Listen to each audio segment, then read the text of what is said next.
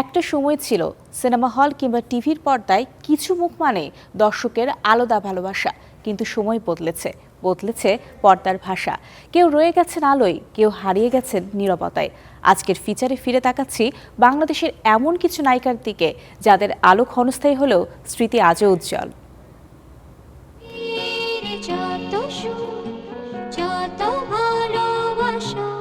এক সময়ের দর্শকপ্রিয় মুখ পূর্ণিমা।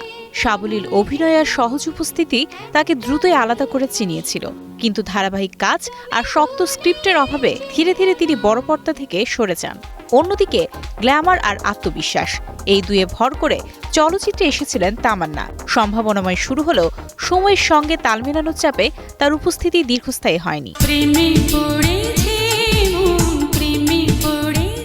ঈপ্সিতা শবনম শ্রাবন্তী নাটকে তার অভিনয় ছিল সংযত, চরিত্র নির্ভর।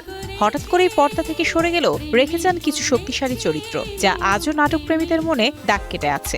এদিকে জনপ্রিয় ধারাবাহিক আর একক নাটকের পরিচিত মুখ ছিলেন মোনালিসা। দর্শকের কাছে দ্রুত গ্রহণযোগ্যতা পেলেও নতুন মুখের ভিড়ে ধীরে ধীরে হারিয়ে যান। ৯০-এর দশকের শেষভাগ আর ২০০০-এর শুরুর দিকের নাটকের অবিচ্ছেদ্য নাম তিন্নি। ব্যক্তিগত জীবনের কারণে ধীরে ধীরে তিনি ছোট পর্দা থেকে সরে যান।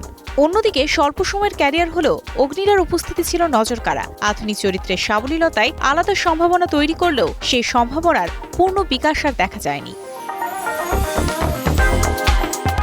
একসময় বিজ্ঞাপন মানেই রিয়ার মুখ।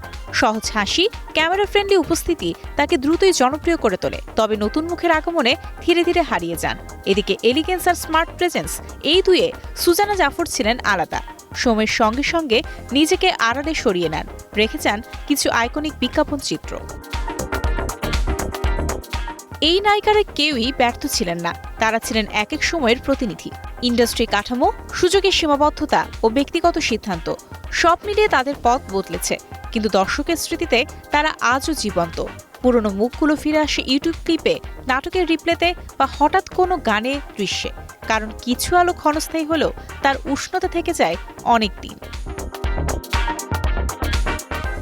Mario Sen, star entertainment.